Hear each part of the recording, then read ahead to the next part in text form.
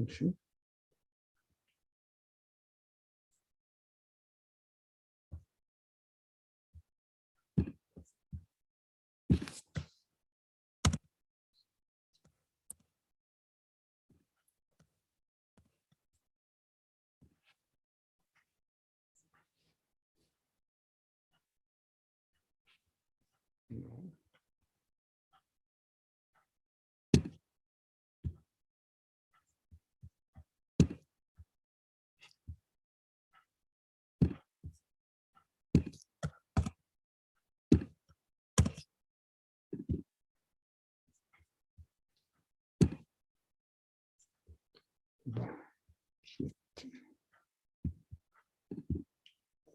Şimdi gelelim.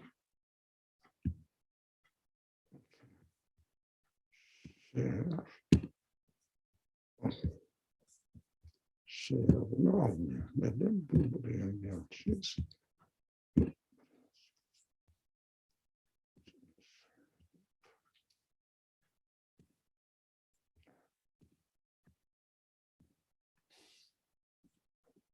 Esselamu Aleyküm ve Rahmetullah. Euzu billahi mineşşeytanirracim. Bismillahirrahmanirrahim. Rabbi şrah li sadri ve yessir li emri ve hlul ukdeten min lisani yefkahu kavli. Üşdud bihi esri ve eşrikhu fi emri key nusabbihake kesira ve nezkurake kesira inneke kunte bina basira.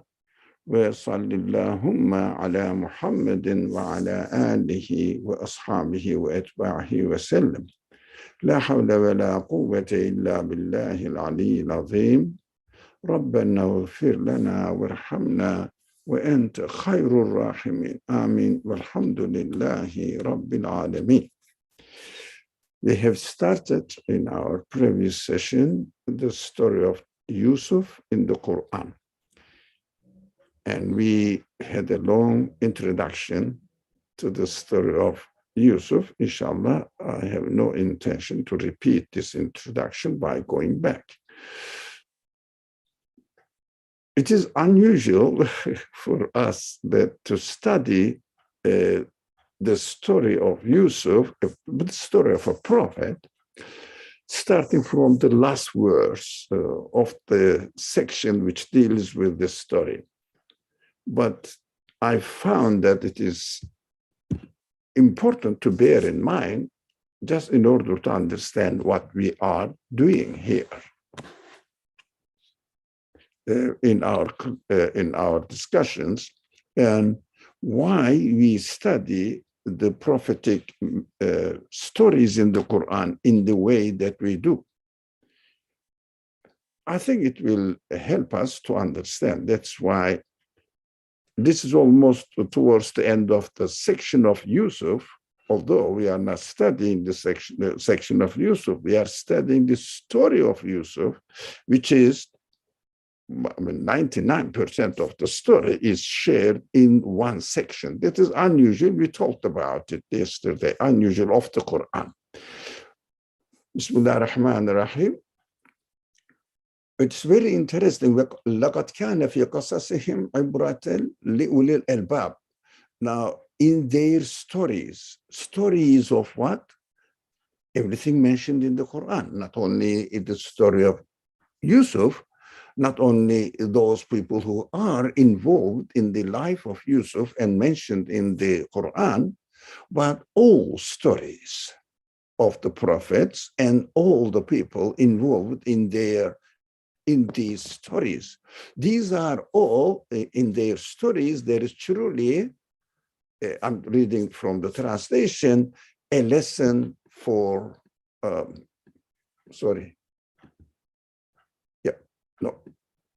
lesson for people who have reason. That is important to understand that we have reasons, inshallah. So we will think about it. When ulul albab is, I think, more a deeper meaning than having reason, getting the gist of the matter. It means, it is interesting to understand that not only the story on the surface of it, superficial understanding of it as a story, but what is really included in it. That is important. Okay, that is important to notice. That is what we are doing, actually. We are trying not to lose ourselves in the story, but within the context of the story, what message our Creator, God, is trying to teach us, or it really presents to us, so that we will take this message and apply it to our lives. That is what the purpose of our class here. We are not specialized in the grammatic structure of it, historical background of it, and other narrations of the other books, of course, divinely revealed books. We are not interested in all of them. In our class, we concentrate on what the message is for me, then I can utilize it, apply it in my life. That we keep reminding ourselves that this is our main aim. So the message cannot be a fabrication. It means, again, we are telling this message, but it is not only an imaginary thing. It is a real life experience, so that you can apply in your real life. That is the point in teaching these stories. Inshallah, we will apply it. These are all possible to be created for us. There's possible events that is created in one's life, and we can also experience it in our physical life on earth. And maybe in the hereafter, if sometimes it is referred to the hereafter as well, in the next creation, that it is also to be applied as far as we are concerned. But as far as the Creator is concerned, it is already all our past life already transferred into the hereafter. This is important, although not directly related to the study of the verse we are now undertaking here. But we have to understand that from our perspective, the hereafter is to come. It will come for our perspective as a created being, because we cannot comprehend the existence of everything at once. We are just subject to time. That's why we have to think about the events in linear terms within time. But as far as the Creator, who is the Creator of the whole universe, and whose qualities comprehend everything at the same time, an absolute being. What happens here, as far as the capacity of the Creator is concerned, we understand, if we are convinced that the Creator must be an absolute being, we understand that this absolute being has no time and space limitations. Therefore, what we conclude here, my past time, yesterday, last year, or even before I was born, is already present with the Creator. Now, what does it mean now? For example, my life on earth. It is a digression from our subject, by the way, but it is important. My life on earth, past such and such years, I don't mind telling them, it is 73 years now. So according to me, in the past, and I don't know where they are. I can only remember something of them. Memory. It's a picture, something like that. This is so simple and superficial understanding of existence, just memory and the picture of the real life, which is lived in this world and created in physical terms. And in spiritual terms, including my emotions too. So these are, for me, gone. But for the Creator, there is no gone. There is no non-existence for the Creator. So my pastime has not gone into non-existence. Not only the picture and record of it, but really present there. But it is going to be re-evaluated by the Creator. We learn this from the revelation. Otherwise, we wouldn't know that it will be re-evaluated by the Creator, and it will be subjected to what I deserve to be rewarded or, God forbid, punished. I'm really terrified by it, by the punishment. If I have been dishonest to my creation, therefore to my Creator. If I really contradicted myself and denied my reality, of course, the result, the end result will be the deprivation of all what I have received from God, because God promises that, and also lets me know that from my own feelings, if somebody doesn't appreciate your favor, you stop presenting your favor to this person. That is how God lets me know that how he is going to treat me. So I have to really be careful about what my end production of my life will be. So God, it is present with God because there is no non-existence as far as the absolute being is concerned. But for me, yes. For example, yesterday is gone. Tomorrow is, with the language of the Quran, ghaib. I don't know what will happen tomorrow.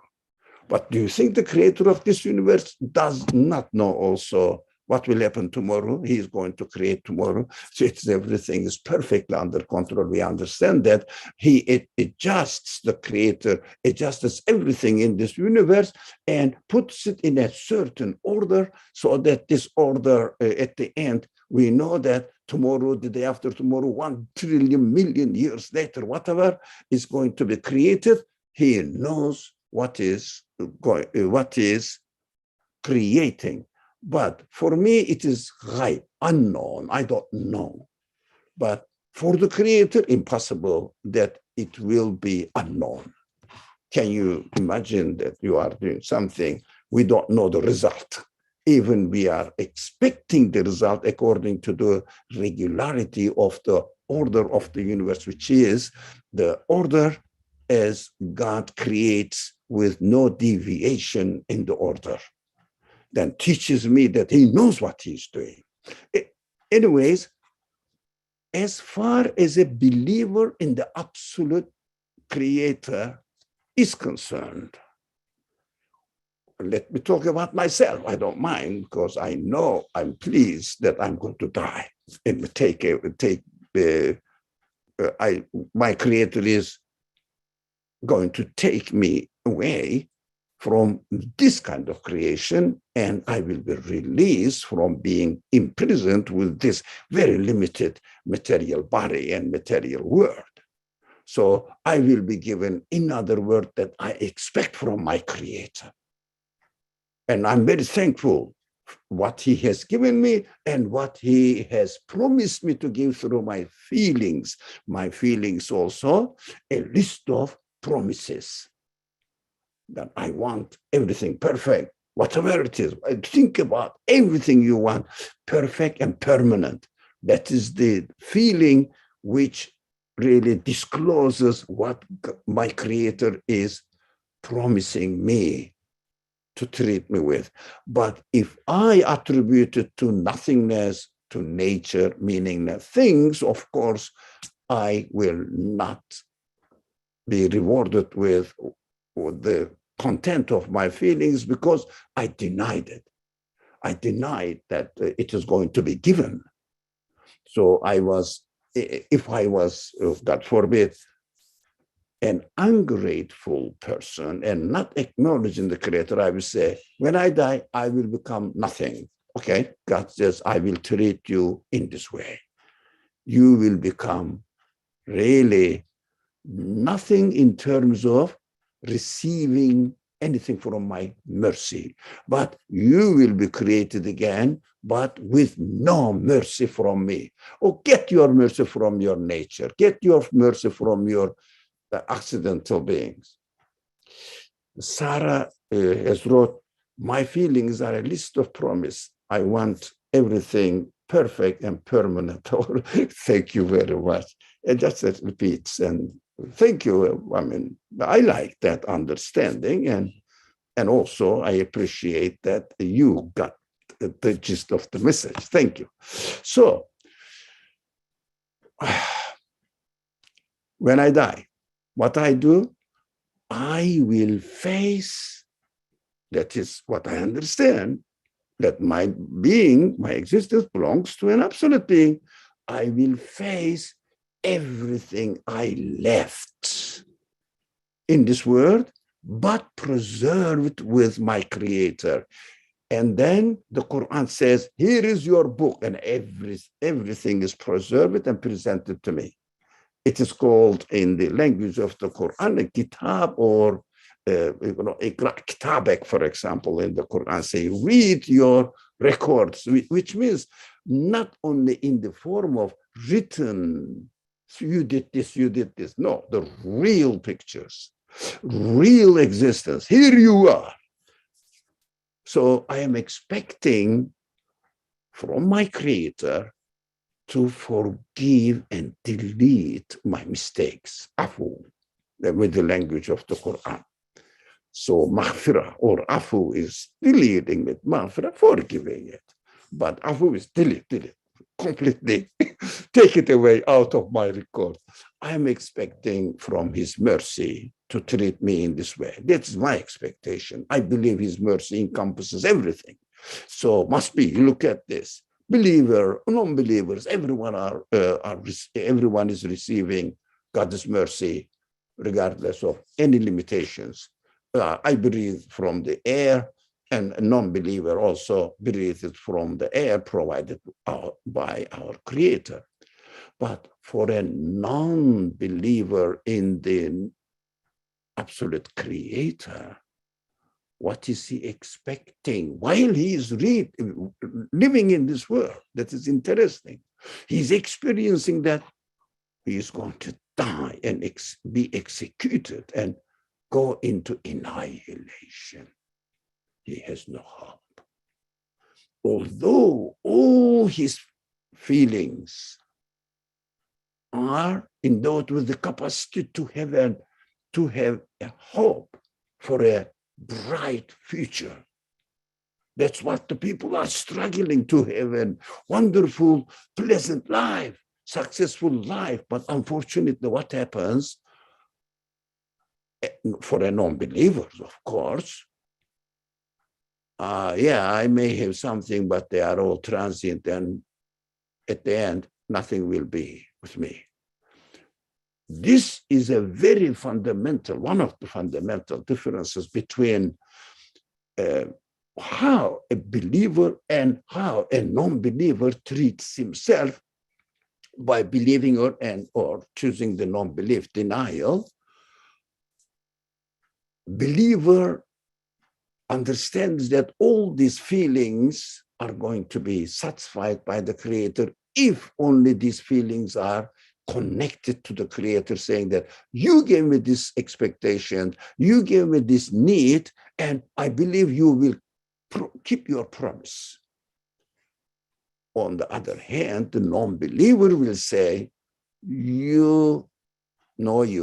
accident gave me existence, and accident will take me from this existence. Meaningless natural developments, improve, or whatever they call it, evolvings. Meaningless.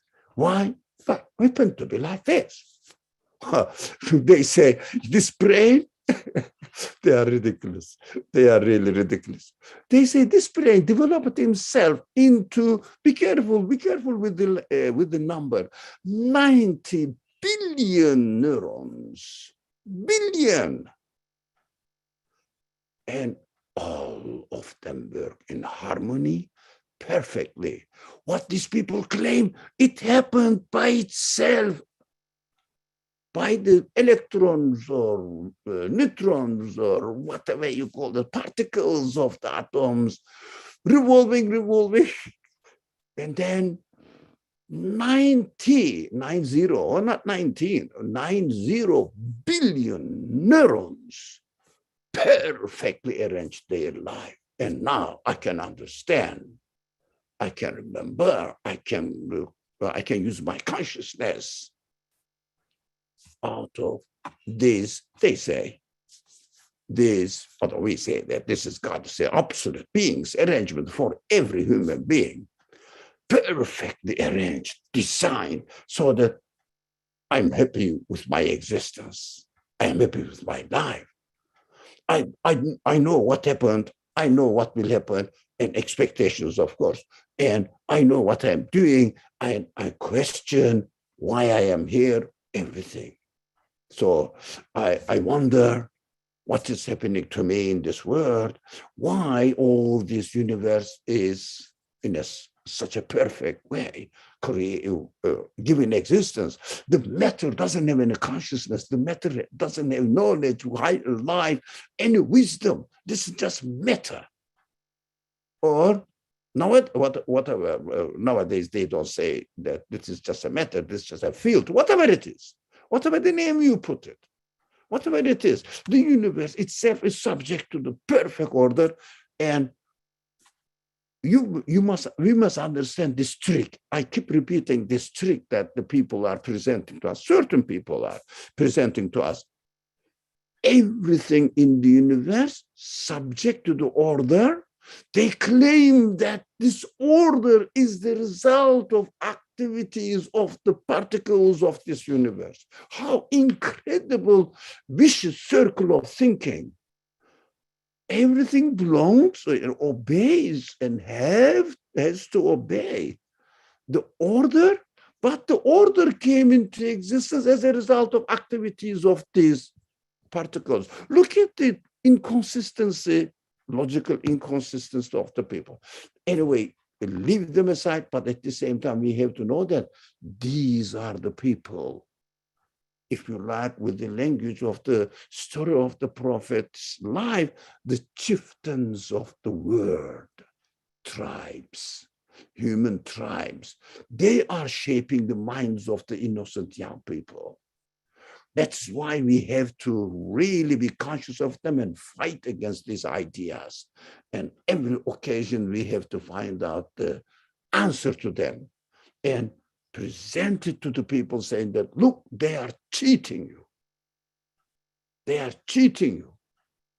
Even they themselves claim that they can do every kind of, well, I really heard this from a very prominent mathematics and also theoretical physics, mathematical physics, they say, professor, you can play, it's so shameful language, and they are still trying to demonstrate that they are the most knowledgeable people in the world.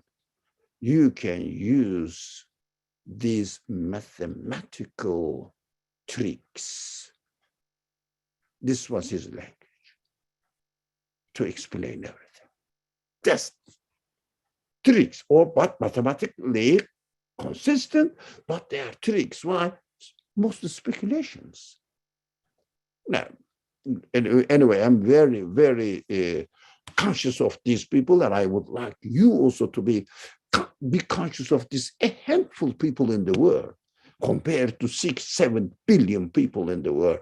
They are a handful, but everybody is under the influence of this. Like exactly the life of the Prophet. In the life of the Prophet, we see that the people in Mecca, all the Quraysh, well-known name, most of the people were innocent. But the chieftains were really using impressive language on them, pretending to be, they know everything, really. And the innocent people were suspicious. These people claim that they know everything. But on the other hand, this innocent man, the Prophet Muhammad, peace and blessings be upon him, he's also telling something really reasonable, consistent, and very human. Take care of the poor and the loss of orphans, and don't dominate other people. Every person in the world is equal to each other. Yeah, that seems to be. And the universe is created by God, which was known in that society. If you ask them, the Quran also repeats them. If you ask them who created the universe, who created you, and also who is holding the control of the whole universe, they will say, these chieftains will say, God, surely and definitely God. And that was the belief of that community. But at the same time, don't listen to Muhammad because he is mad. But the people were so suspicious. That's why, although Meccan people, so these chieftains actually oppressed the Prophet, persecuted the Prophet had to leave the city, but it is God's principle of creation. If the Prophet is dismissed, killed or dismissed by a community, the whole community physically is punished, destroyed. But the Meccan people was not destroyed. Why? The people were innocent. If you read this chapter, Fatih, they said, لَفْتَزَيَّلُوا لَعَذَّبْنَا الَّذِينَ كَفَرُوا مِنْهُمْ عَذَابًا أَلِيمًا. What does it mean? If you could really make the distinction between innocent people and the chieftains, innocent people were not opposing the Prophet. Majority of the Meccan Quraysh were not opposing the Prophet, only the leaders, a handful of people. But everybody was looking up to these elite people and listening to what they say. But under the influence of it, with suspicious, they didn't know exactly what to do because they didn't have the power to say that, no, chieftains, you are saying something wrong. The Prophet, the Muhammad, they will say that time, peace and blessings upon him from our side, Muhammad was saying something really interesting and true. One God, everything is created by him, and period. They said, what is the stupid things that you are making or using as a means of, the word, let me remember the word, as a means of, come on, when I think about the word doesn't come, shafa'a in Arabic, I think somebody may help me. Come on, didn't come. Intercession. Again, please. Intercession. Intercession between me and God, because God is so great that I cannot go and ask him to forgive me. So I have to use an intercessor between me and God. This is not the excuse, because not to submit themselves to God and accordingly live in this world. Every single being is created by God directly. No, they say all the good things we do, they did. That's what they used to claim. All the people who come to pilgrimage, we take care of them. We are the protector of these people. We are feeding them. We are really giving their very important need in this desert life, water. So all the good things and their virtue belongs to us, not the Creator. Creator created the universe, and that's it. Now, this contradiction was solved in of course, everybody knows the word now, Tawheed, understanding or presentation of the Quran, whatever. Now, the stories of the prophets are real stories. Now, why I mentioned that? Why Quran says also, if a prophet is taken away from a tribe or a community or a society, and a certain group of people, these people are destroyed, but Mecca wasn't destroyed. The creation of Mecca was not really destroyed, although the prophet had to really migrate, had to really escape from their oppression. But they were not. But at the end, we understand that a few years later, almost, all right, 8 years, 7, 8 years later, all of them embraces them. Only a few, 3, 4, skirmishes here and there happened, small things, events, and everybody happily became Muslim because they were ready. They knew that the message of the Prophet was right, but under what am I always emphasizing on it? A handful people oppresses millions of others nowadays in the world, maybe billions of others, and we don't have to fight with the billions. They are innocent. I mean, to a certain extent, of course, they have to also take up their own responsibility, but they are not really trying to spread atheistic ideas and rejections and disbelief. Only a handful of people are doing it, and that is why our struggle must be against this handful of people, a handful of people. Okay, let me go back to the verse now. This message cannot be a fabrication, rather it is a confirmation of previous revelations. What does it mean here? Why does the Quran confirm the previous revelations? Of course, we have to know that confirming the previous revelation is not a repetition. The main skeleton of the story is mentioned in Torah as well, but in details, there were something not really rightly preserved. For any reason, we are not really trying to belittle people or ridicule people, but for any reason, they are not really preserved. So what happened at the end? The real message of God is disguised, disappeared. That is why the same story is repeated, but with the precision and what the real message is in those stories, they are preserved.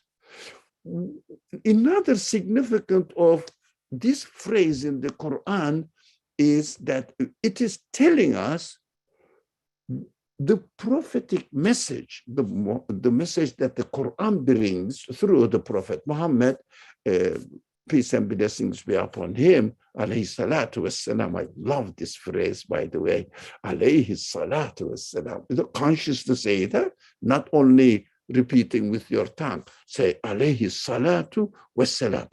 Peace and prayers must be with him or will be with him. Please, well, of course, from our side, we really want him to be in peace and also God's mercy with him. But consciously, why? Why we are saying this? I am happy with the message. This message saved my life. This message gave me the meaning. And I am happy because of this meaning in my life, which is consistent with my nature. So I understand that this message is from my Creator. So anyways, alayhi salatu wassalam is in bracket explanation. Come back here to our subject, confirmation of previous revelation. This revelation is not totally an innovation, a completely new thing. Of course, the leaders of Meccans, maybe illiterate people didn't know. Most of the people were in Mecca were illiterate, by the way. And also most of the Arab tribes were illiterate. Only the Jews were somehow educated in Mecca and Taif. And also the Christian on the left-hand side of, western side of America, Arabian Peninsula, were Christian. Ethiopia nowadays, all this area were Christian mostly, and they were somehow educated because they had the scripture, somehow the Torah, Bible, whatever, but at least they had some sort of prophetic inheritance. But Central Arabian Peninsula did have nothing except a few Jews among them. They migrated from Yemen for any political reasons. That is not our interest, but they preserved their culture to a certain extent. But the Arabs were admiring them, but they never assumed their culture.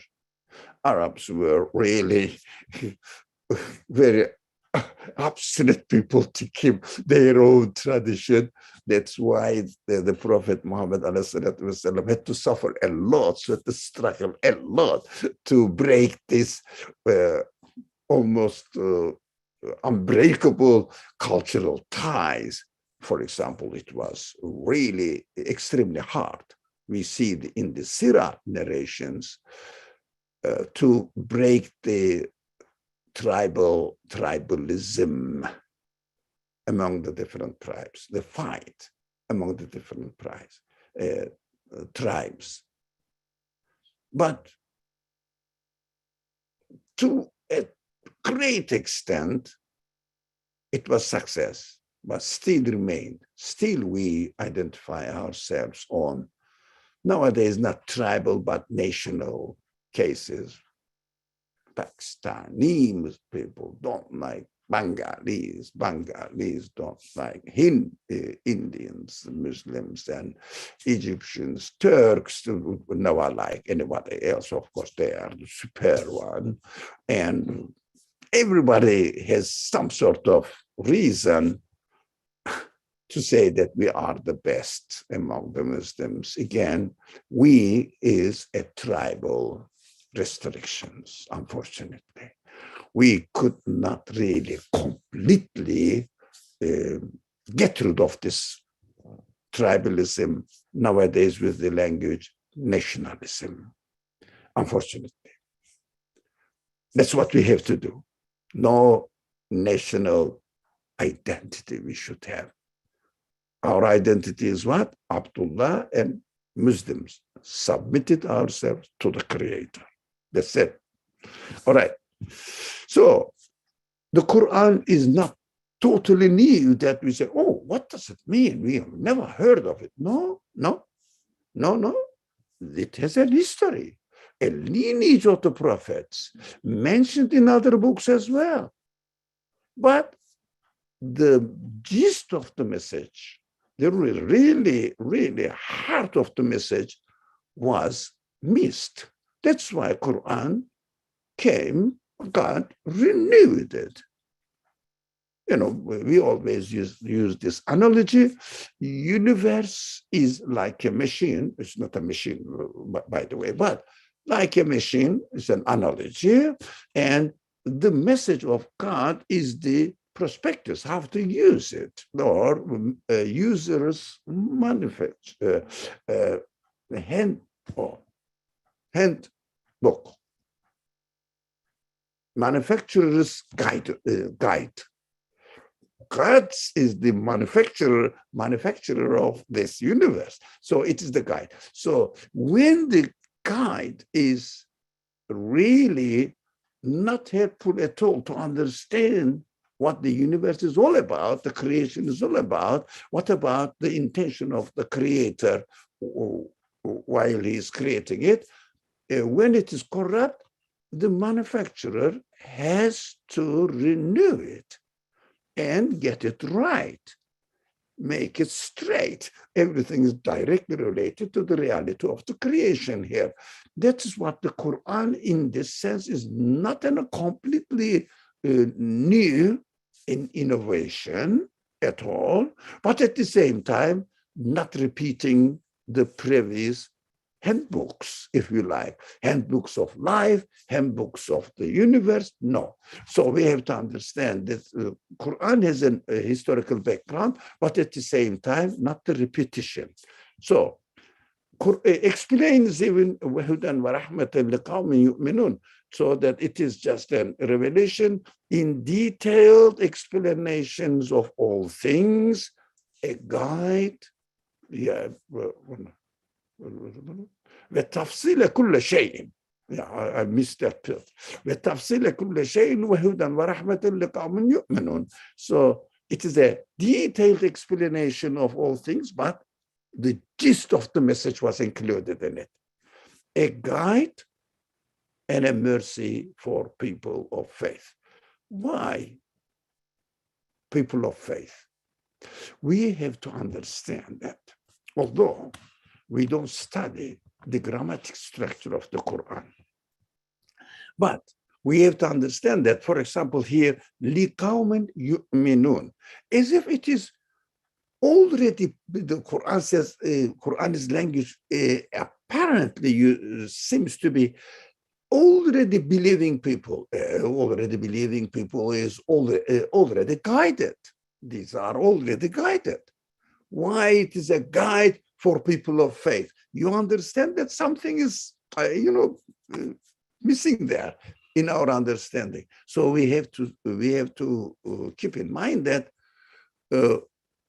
when the Quran uses this لِقَوْمٍ يُؤْمِنُونَ in the present sense, those people who believe, which means they have the intention to confirm the truth.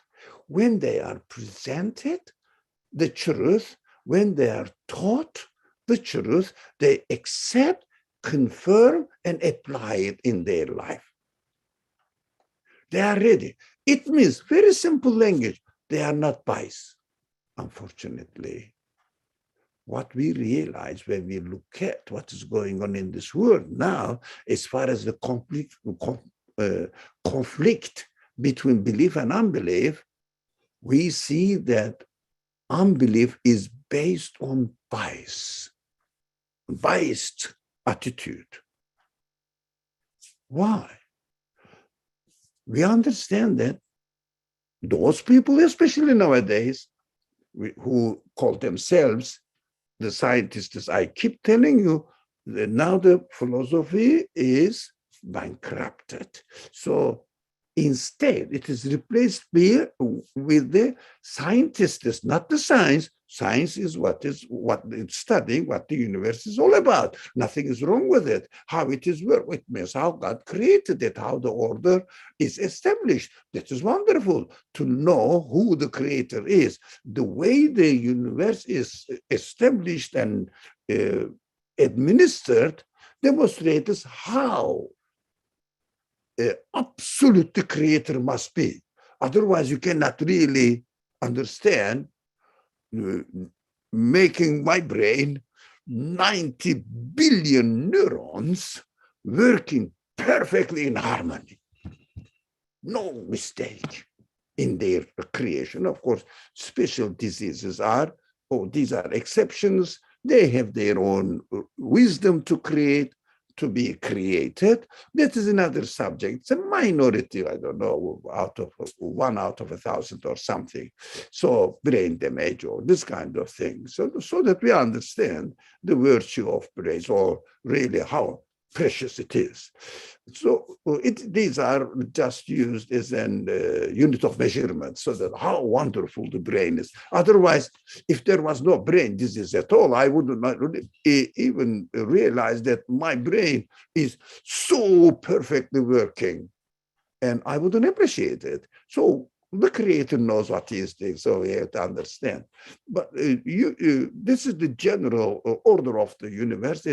Universe is created. Every brain is, human brain is unique, but at the same time created perfectly as we see it. To learn this is just amazing and confirms my belief in God and His being the absolute one, because He's creating continuously in this world 6 billion people nowadays, but continuously renewing. My brain is different from when I was young. So it is my way of thinking, my way of comprehending the things are continuously changing. It means my creation is changing. So it must be absolute. But what these people use, this data, unfortunately, and interpret it and reduce it to accident. Or happen to be like this. Eternally it is happening to be like this. So why? Because we don't want to deal with religious subjects. Religion is just myth. What do you mean by? Using your reasoning and coming to the conclusion that this universe is so wonderful, everything, every detail is carefully, meticulously taken care of, perfectly arranged. I'm saying this must be the result of a choice and decision, will of an absolute creator. That is my logical conclusion. What do you mean myth? But you are saying universe came out of an atom. You believe that not atom, even a particle. So whatever it is, they name it. You believe that the universe is the explosion of one particle here, but you don't really you don't want to believe that this must be a work of an absolute being. So my logical conclusion, according to them, is a myth. And their calculations and going back to the beginning is not a myth, but a fact. How can you develop an atom? How can a particle develop itself so much that the whole universe is continuously expanding and perfectly working in harmony? This is not, if it is not the story, there is no story in the world. If it is not a tale, made up tale, there is no other tale in the world. It happened by itself. Why? It happened, I don't know. It happened. The human mind says, why? How can it come into existence? Everything. No answer. So we understand that really to be a believer, the first requirement is having no biased idea. What we say, what most of the people are born in a Muslim community, believing community, and they also don't reason and just follow the religion. Okay.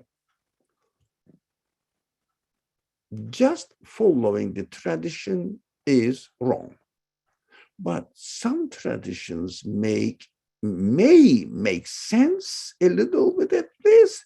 Some traditions are completely based on imagination and no false imagination. These people are so crazy. I'm really, really very much amazed at the attitude of these people. They give the chance to understand that universe has come into existence from another empty universe. What is it? We don't know. Must be so. Mathematical calculations says or suggests. Of course, you can make the equation any way you like. That's what this mathematician said. It is a mathematical trick. So they know what they are doing. But my logical conclusion should not be a trick. Do I make a trick for myself with no bias attitude? That is why it is a guide, it is a mercy for people who are open-minded, who have no biased idea, biased understanding. I am not going to submit myself to religion. Look at the church, how it exploits the people. Maybe so, but it doesn't mean that the universe came out of nothing. It doesn't mean that universe came out of an atom or out of an empty universe. Or black hole gave birth into another universe. What kind of ridiculous made-up stories? What is black hole? We don't know. But the universe must have come out of this black hole. I don't know. I'm very, very surprised about these people, how they can call themselves a reasoning human being, although they are genius people, very smart people. But unfortunately, when it comes to believe and submit to God, they are so obstinate. They never give an opportunity. Do you think that the universe may come into existence by a will of a creator, absolute being? Is it really possible? Let me think about it. Impossible to think this way. Anyways, let's go back. All these stories that the Quran says in chapter 12 or the section 12, which is the section Yusuf, and the Quran says verse 111. It is easy to remember. You can check and study, but unfortunately, don't be carried away by storytelling comments. Oh, I'm very much afraid of it. So in their stories, in the stories of the prophetic qasas, prophetic life, real experience, there is truly a lesson for people of reason, people of thinking, deeply thinking, not only ya'qilun, no, ulul albab. Get the gist, the crux of the matter, the real message in it. These are really full of lessons, qasasihim ibrah. Oh, these people live in this way, and there must be an example for my life as well. So this message cannot be a fabrication. You cannot claim that it is a fabrication. Rather, it is a confirmation of previous revelations. We talked about it lately, today, that it is not a completely new innovation. No one claimed it. No, there are many other prophets mentioned in the previous scriptures about this, but this is the correction of those previous revelations or scriptures. A detailed explanation of all things. Yeah, it means detailed. This one is important. الذي بين يديه, with the, تصديق الذي بين يديه means before before the Quran, there were some other revelations, for example, Zebur, the Psalms, and Torah, and the Bible. Somehow historical collection, but somehow related to Jesus. But it is a life biography of Jesus, written by certain people.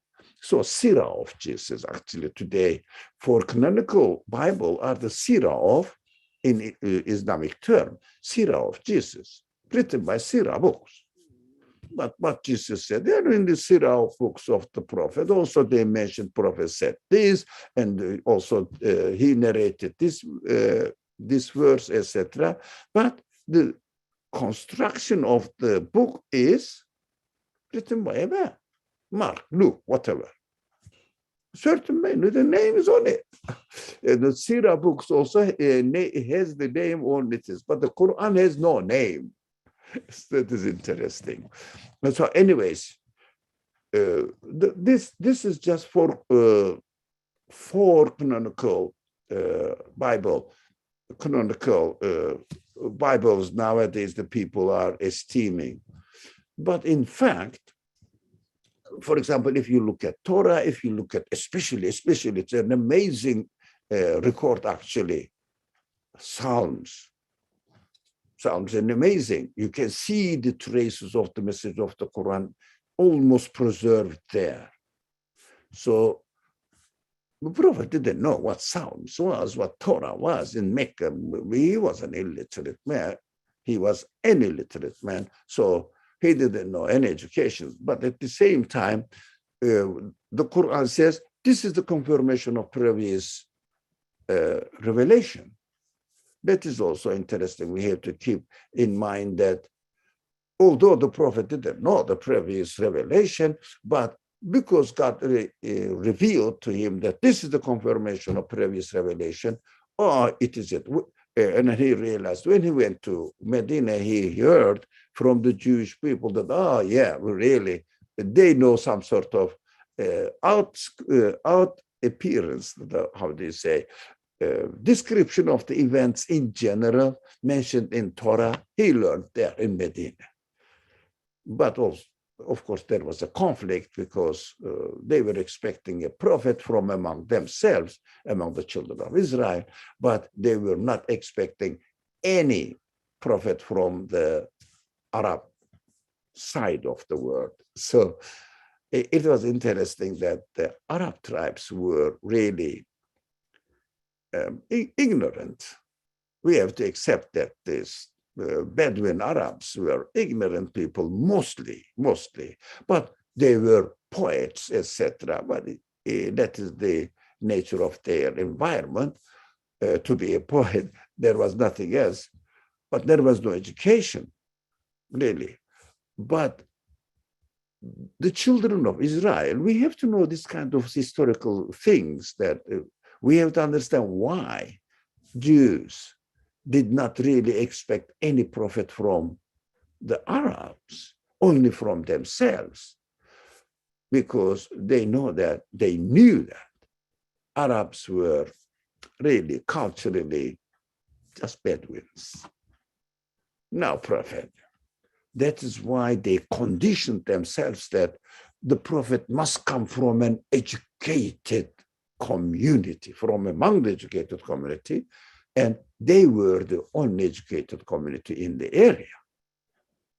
Also, they were expecting the prophet come from their own nation, their own lineage, children of Israel.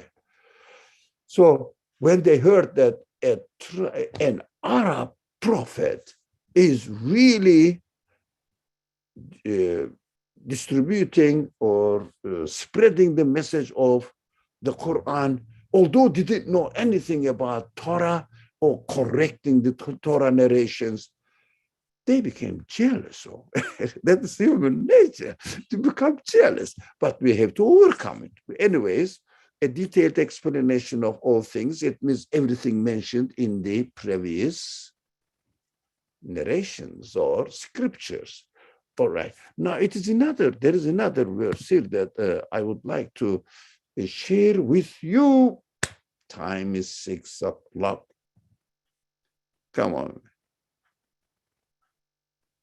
It is so important, everything. But inshallah, what we should do, we should understand this verse is very important. It is not from the chapter or the section Yusuf, but it is from the Shura, the 42nd section of the Quran, Surah Shura. Why did I really wanted to discuss it before directly delving into the story of Yusuf? Because as the previous verse, which was from the section Yusuf, but almost the last one of the last verses of the Quran, verses of the chapter section of Yusuf. But this is the way we have to prepare our mind. How are we going to really benefit from the story of Yusuf? And this verse also is really important to pay attention to before we start discussing this life of the life of the Prophet Yusuf as it is narrated in the Quran. Inshallah, next week we will study this section Shura, verse 52. You can have a look at it, and let me show it to you here on the screen. Inshallah, next week we will comfortably study this subject as well. We don't have to hurry, but we have to get some message, and so that we will understand which kind of responsibilities we have in this world, especially nowadays, because of this denial of religion. At least just being indifferent towards religion is really invading the world. We have to watch out and understand what the real reason why people are losing their connections, not even if not belief, but connections with religion. Some people may not. Why did we come here? Excuse me. We have to keep this one. Yeah. Next week, inshallah. All right. Thank you very much. Why people, we have to pay attention.